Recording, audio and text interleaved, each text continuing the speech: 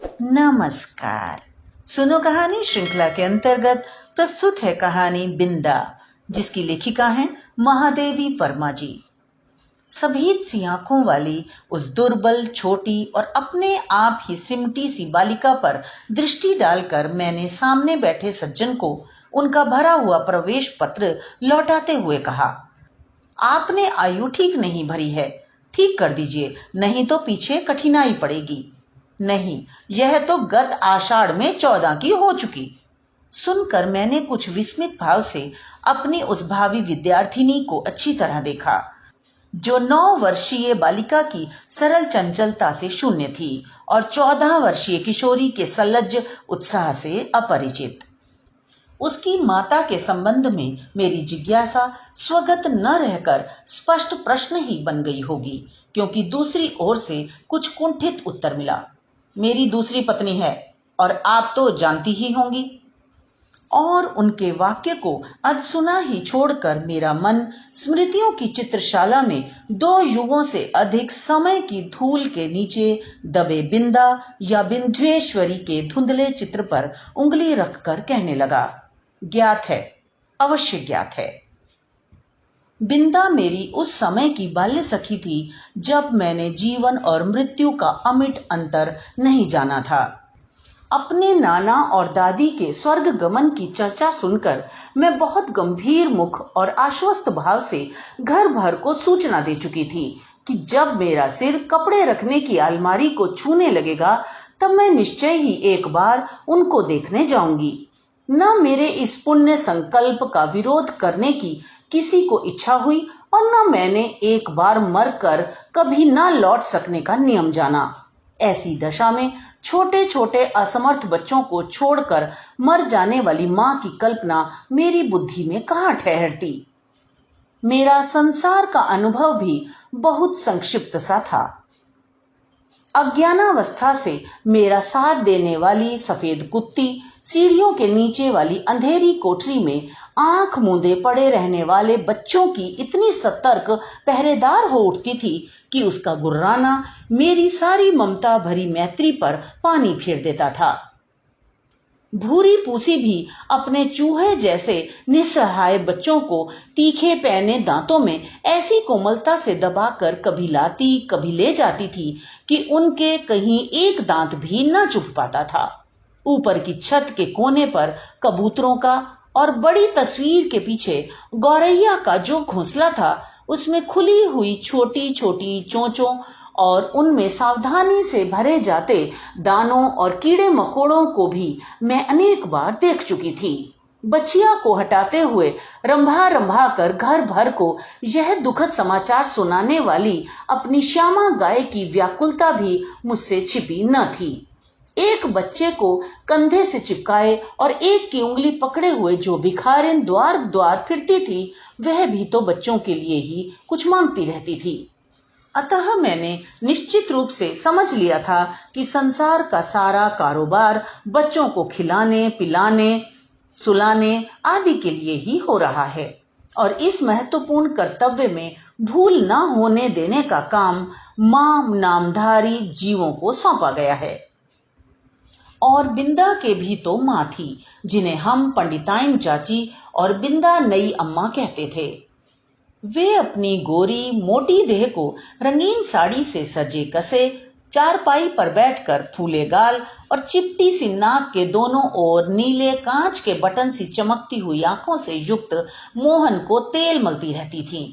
उनकी विशेष कारीगरी से संवारी पाटियों के बीच में लाल स्याही की मोटी लकीर सा सिंदूर, उनीदी सी आंखों में काले डोरे के समान लगने वाला काजल, चमकीले कर्णफूल, गले की माला, नगदार रंग बिरंगी चूड़ियां और घुंघरूदार बिछुए मुझे बहुत भाते थे, क्योंकि यह सब अलंकार उन्हें गुड़िया की समानता दे देते थे। यह सब तो ठीक था, पर उनका व्यवहार विचित्र सा जान पड़ता था। सर्दी के दिनों में जब हमें धूप निकलने पर जगाया जाता था, गर्म पानी से हाथ मुंह धुलाकर मोजे, जूते और ऊनी कपड़ों से सजाया जाता था और मना मना कर गुनगुना दूध पिलाया जाता था, तब पड़ोस के घर में पंडिताइन चाची का स्वर उच्च से उच्चतर होता रहता था। यदि उस गर्जन तर्जन का कोई अर्थ समझ में न आता तो मैं उसे श्यामा के रंभाने के समान स्नेह का प्रदर्शन भी समझ सकती थी, परंतु उसकी शब्दावली परिचित होने के कारण ही कुछ उलझन उत्पन्न करने वाली थी। उठती है या आऊं? बैल के से दीदे क्या निकाल रही है? मोहन का दूध कब गर्म होगा? अभागी मरती भी नहीं आदि वाक्यों में जो कठोरता की धारा बहती रहती थी उसे मेरा अबोध मन भी जान ही लेता था। कभी कभी जब मैं ऊपर की छत पर जाकर उस घर की कथा समझने का प्रयास करती तब मुझे मैली धोती लपेटे हुए बिंदा ही आंगन से चौके तक फिरकनी सी नाचती दिखाई देती। उसका कभी झाड़ू देना, कभी आग जलाना, कभी आंगन के नल से कलसी में पानी लाना, कभी नई अम्मा को दूध का कटोरा देने जाना मुझे बाजीगर के तमाशे जैसा लगता था, क्योंकि मेरे लिए तो वे सब कार्य असंभव से थे। पर जब उस विस्मित कर देने वाले कौतुक की उपेक्षा कर पंडिताइन चाची का कठोर स्वर गूंजने लगता, जिसमें कभी कभी पंडित जी की घुड़की का पुट भी मिला रहता था, तब न जाने किस दुख की छाया मुझे घेरने लगती थी। जिसकी सुशीलता का उदाहरण देकर मेरे नटखटपन को रोका जाता था, वही बिंदा घर में चुपके चुपके कौन सा नटखटपन करती रहती है, इसे बहुत प्रयत्न करके भी मैं न समझ पाती थी। मैं एक भी काम नहीं करती थी और रात दिन ऊधम मचाती रहती थी, पर मुझे तो माँ ने कभी न मर जाने की आज्ञा दी और न आंखें निकाल लेने का भय दिखाया। एक बार मैंने पूछा भी, क्या पंडिताइन चाची तुम्हारी तरह नहीं है? माँ ने मेरी बात का अर्थ कितना समझा यह तो पता नहीं, परंतु उनके संक्षिप्त हैं से न बिंदा की समस्या का समाधान हो सका और न मेरी उलझन सुलझ पाई। बिंदा मुझसे कुछ बड़ी रही होगी, परंतु उसका नाटापन देखकर ऐसा लगता था मानो किसी ने ऊपर से दबाकर उसे कुछ छोटा कर दिया हो। 2 पैसों में आने वाली खंजड़ी के ऊपर चढ़ी हुई झिल्ली के समान पतले चर्म से मढ़े और भीतर की हरी हरी नसों की झलक देने वाले उसके दुबले हाथ पैर न जाने किस अज्ञात भय से अवसन्न रहते थे। कहीं से कुछ आहट होते ही उसका विचित्र रूप से चौंक पड़ना और पंडिताइन चाची का स्वर कान में पड़ते ही उसके सारे शरीर का थरथरा उठना मेरे विस्मय को बढ़ा ही नहीं देता था, प्रत्युत उसे भय में भी बदल देता था। और बिंदा की आंखें तो मुझे पिंजड़े में बंद चिड़िया की याद दिलाती थीं। एक बार जब 2-3 करके तारे गिनते गिनते उसने एक चमकीले तारे की ओर उंगली उठाकर कहा, वह रही मेरी अम्मा। तब तो मेरे आश्चर्य का ठिकाना न रहा। क्या सबकी एक अम्मा तारों में होती है और एक घर में? पूछने पर बिंदा ने अपने ज्ञान कोश में से कुछ कण मुझे दिए और तब मैंने समझा कि जिस अम्मा को ईश्वर बुला लेता है वह तारा बनकर ऊपर से बच्चों को देखती रहती है, और जो बहुत सज धज से घर में आती है वह बिंदा की नई अम्मा जैसी होती है। मेरी बुद्धि सहज ही पराजय स्वीकार करना नहीं जानती। इसी से मैंने सोचकर कहा, तुम नई अम्मा को पुरानी अम्मा क्यों नहीं कहती? फिर वे ना नई रहेंगी और ना डांटेंगी। बिंदा को मेरा उपाय कुछ जचा नहीं, क्योंकि वह तो अपनी पुरानी अम्मा को खुली पालकी में लेट कर जाते और नई को बंद पालकी में बैठकर आते देख चुकी थी। अतः किसी को भी पथ्ययुक्त करना उसके लिए कठिन था, पर उसकी कथा से मेरा मन तो सचमुच आकुल हो उठा। अतः उसी रात को मैंने माँ से बहुत अनुनय पूर्वक कहा, तुम कभी तारा ना बनना, चाहे भगवान कितना ही चमकीला तारा बनावे। माँ बेचारी मेरी विचित्र मुद्रा पर विस्मित होकर कुछ बोल भी ना पाई थी कि मैंने अकुंठित भाव से अपना आशय प्रकट कर दिया। नहीं तो पंडिताइन चाची जैसी नई अम्मा पालकी में बैठकर आ जाएगी और फिर मेरा दूध, बिस्कुट, जलेबी सब बंद हो जाएगी और मुझे बिंदा बनना पड़ेगा। माँ का उत्तर तो मुझे स्मरण नहीं, पर इतना याद है कि उस रात उसकी धोती का छोर मुट्ठी में दबाकर ही मैं सो पाई थी। बिंदा के अपराध तो मेरे लिए अज्ञात थे, पर पंडिताइन चाची के न्यायालय से मिलने वाले दंड के सब रूपों से मैं परिचित हो चुकी थी।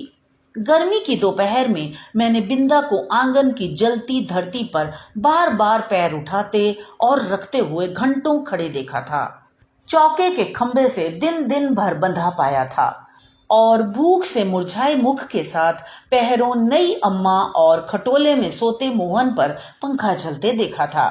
उसे अपराध का ही नहीं, अपराध के अभाव का भी दंड सहना पड़ता था। इसी से पंडित जी की थाली में पंडिताइन चाची का ही मोटा काला और घुंघराला बाल निकलने पर भी दंड बिंदा को मिला।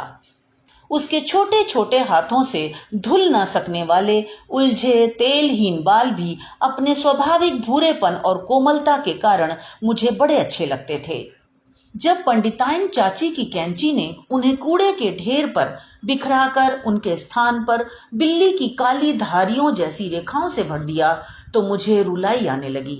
पर बिंदा ऐसे बैठी रही मानो सिर और बाल दोनों नई अम्मा के ही हों। और एक दिन याद आता है, चूल्हे पर चढ़ाया दूध उफना जा रहा था। बिंदा ने नन्हे नन्हे हाथों से दूध की पतीली उतारी अवश्य, पर वह उसकी उंगलियों से छूटकर गिर पड़ी। खौलते दूध से जले पैरों के साथ दरवाजे पर खड़ी बिंदा का रोना देख मैं तो हतबुद्धि सी हो रही। पंडिताइन चाची से कहकर वह दवा क्यों नहीं लगवा लेती, यह समझना मेरे लिए कठिन था। उस पर जब बिंदा मेरा हाथ अपने जोर से धड़कते हुए हृदय से लगाकर कहीं छिपा देने की आवश्यकता बताने लगी, तब तो मेरे लिए सब कुछ रहस्यमय हो उठा। उसे मैं अपने घर में खींच लाई अवश्य, पर न ऊपर के खंड में मां के पास ले जा सकी और न छिपाने का स्थान खोज सकी। इतने में दीवारें लांघ कर आने वाले पंडिताइन चाची के उग्र स्वर ने भय से हमारी दिशाएं रुंध दी। इसी से हड़बड़ाहट में हम दोनों उस कोठरी में जा घुसी जिसमें गाय के लिए घास भरी जाती थी। मुझे तो घास की पत्तियां भी चुभ रही थीं। कोठरी का अंधकार भी कष्ट दे रहा था, पर बिंदा अपने जले पैरों को घास में छिपाए और दोनों ठंडे हाथों से मेरा हाथ दबाए ऐसी बैठी थी मानो घास का चुभता हुआ ढेर रेशमी बिछौना बन गया हो। मैं तो शायद सो गई थी, क्योंकि जब घास निकालने के लिए आया हुआ गोपी इस अभूतपूर्व दृश्य की घोषणा करने के लिए कोलाहल मचाने लगा, तब मैंने आंखें मलते हुए पूछा, क्या सवेरा हो गया? मां ने बिंदा के पैरों पर तिल का तेल और चूने का पानी लगाकर जब अपने विशेष संदेश वाहक के साथ उसे घर भिजवा दिया, तब उसकी क्या दशा हुई यह बताना कठिन है। पर इतना तो मैं जानती हूं कि पंडिताइन चाची के न्याय विधान में न क्षमा का स्थान था, न अपील का अधिकार। फिर कुछ दिनों तक मैंने बिंदा को घर आंगन में काम करते नहीं देखा। उसके घर जाने से मां ने मुझे रोक दिया था, पर वे प्रायः कुछ अंगूर और सेब लेकर वहां हो आती थी। बहुत खुशामद करने पर रुकिया ने बताया कि उस घर में महारानी आई हैं। क्या वे मुझसे नहीं मिल सकती? पूछने पर वह मुंह में कपड़ा ठूंस कर हंसी रोकने लगी। जब मेरे मन का कोई समाधान न हो सका, तब मैं एक दिन दोपहर को सबकी आंख बचाकर बिंदा के घर पहुंची। नीचे के सुनसान खंड में बिंदा अकेली एक खाट पर पड़ी थी। आंखें गड्ढे में घुस गई थीं। मुख दानों से भरकर न जाने कैसा हो गया था और मैली सी चादर के नीचे छिपा शरीर बिछौने से भिन्न ही नहीं जान पड़ता था। डॉक्टर, दवा की शीशियां, सिर पर हाथ फेरती हुई मां और बिछौने के चारों ओर चक्कर काटते हुए बाबूजी के बिना भी बीमारी का अस्तित्व है, यह मैं नहीं जानती थी। इसी से उस अकेली बिंदा के पास खड़ी होकर मैं चकित सी चारों ओर देखती रह गई। बिंदा ने ही कुछ संकेत और कुछ अस्पष्ट शब्दों में बताया कि नई अम्मा मोहन के साथ ऊपर खंड में रहती हैं, शायद चेचक के डर से। सवेरे शाम बरौनी आकर उसका काम कर जाती है। उसके बाद फिर बिंदा को मिलना संभव न हो सका, क्योंकि मेरे इस आज्ञा उल्लंघन से मां बहुत चिंतित हो उठी थी। एक दिन सवेरे ही रुकिया ने उनसे न जाने क्या कहा कि वे रामायण बंद कर बार बार आंखें पोंछती हुई बिंदा के घर चल दी। जाते जाते वे मुझे बाहर ना निकलने का आदेश देना नहीं भूली थीं। इसी से इधर उधर से झांक कर देखना आवश्यक हो गया। रुकिया मेरे लिए त्रिकालदर्शी से कम न थी। परंतु वह विशेष अनुनय विनय के बिना कुछ बताती ही नहीं थी और उससे अनुनय विनय करना मेरे आत्मसम्मान के विरुद्ध पड़ता था। अतः खिड़की से झांककर मैं बिंदा के दरवाजे पर जमा हुए आदमियों के अतिरिक्त और कुछ न देख सकी और इस प्रकार की भीड़ से विवाह और बारात का जो संबंध है उसे मैं जानती थी। तब क्या उस घर में विवाह हो रहा है और हो रहा है तो किसका आदि प्रश्न मेरी बुद्धि की परीक्षा लेने लगे। पंडित जी का विवाह तो तब होगा जब दूसरी पंडिताइन चाची भी मरकर तारा बन जाएंगी और बैठ न सकने वाले मोहन का विवाह संभव नहीं। यही सोच विचार कर मैं इस परिणाम तक पहुंची कि बिंदा का विवाह हो रहा है और उसने मुझे बुलाया तक नहीं। इस अपमान से आहत मेरा मन सब गुड़ियों को साक्षी बनाकर बिंदा को किसी भी शुभ कार्य में न बुलाने की प्रतिज्ञा करने लगा। कई दिन तक बिंदा के घर झांक झांक कर जब मैंने मां से उसके ससुराल से लौटने के संबंध में प्रश्न किया तब पता चला कि वह तो अपनी आकाशवासिनी अम्मा के पास चली गई। उसी दिन से मैं प्रायः चमकीले तारे के आसपास फैले छोटे तारों में बिंदा को ढूंढती रहती, पर इतनी दूर से पहचानना क्या संभव था। तब से कितना समय बीत चुका है, पर बिंदा और उसकी नई अम्मा की कहानी शेष नहीं हुई। कभी हो सकेगी या नहीं, इसे कौन बता सकता है। तो ये तो थी कहानी। मुझे आशा है आपने आनंद लिया होगा। तो हमारे साथ जुड़े रहिए और मिलते हैं अगली कहानी में। धन्यवाद।